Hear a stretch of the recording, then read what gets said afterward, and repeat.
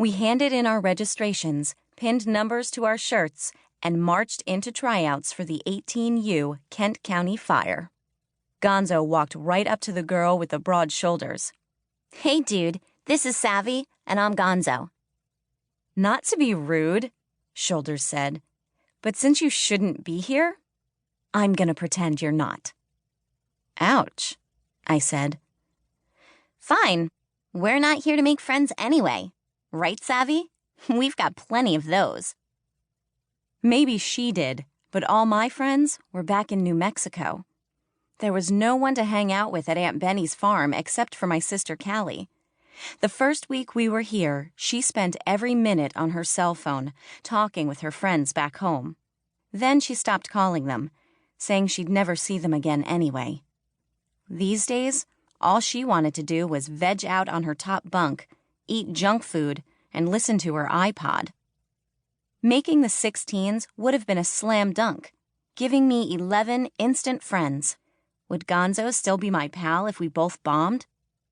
The bigger question was, if I didn't make the team, could I live without playing basketball until the school season began in December?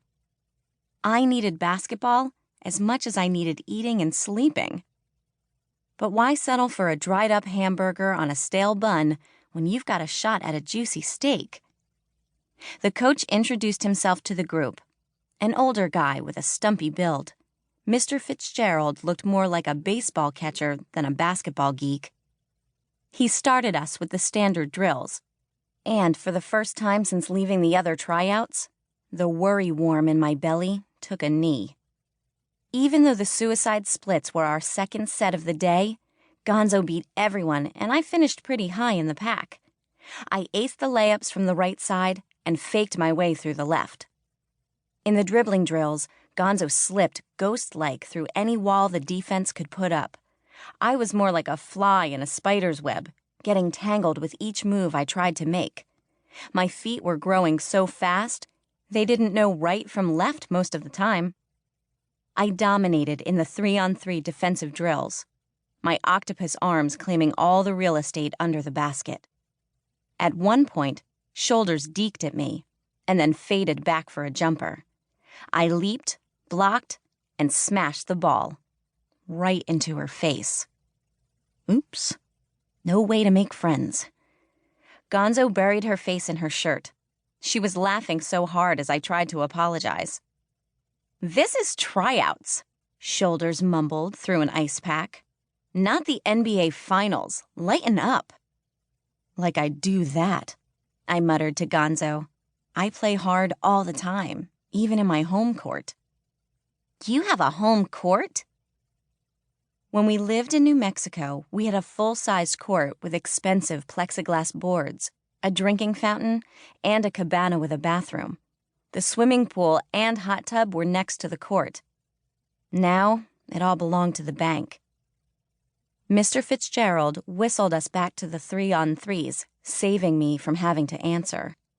Now that I was on offense, the hoop seemed as big as a backyard swimming pool.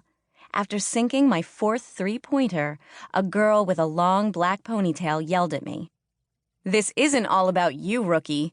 Pass the stupid ball already." I didn't bother to point out that neither she nor the skinny blonde girl on my 3 had bothered to pass to me. After the break, we scrimmaged. As long as Gonzo fed me balls, I sunk shot after shot.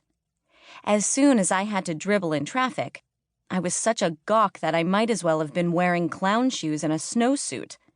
I fouled out with 6 minutes left in the scrimmage. "That girl is a train wreck," Shoulders said to Ponytail.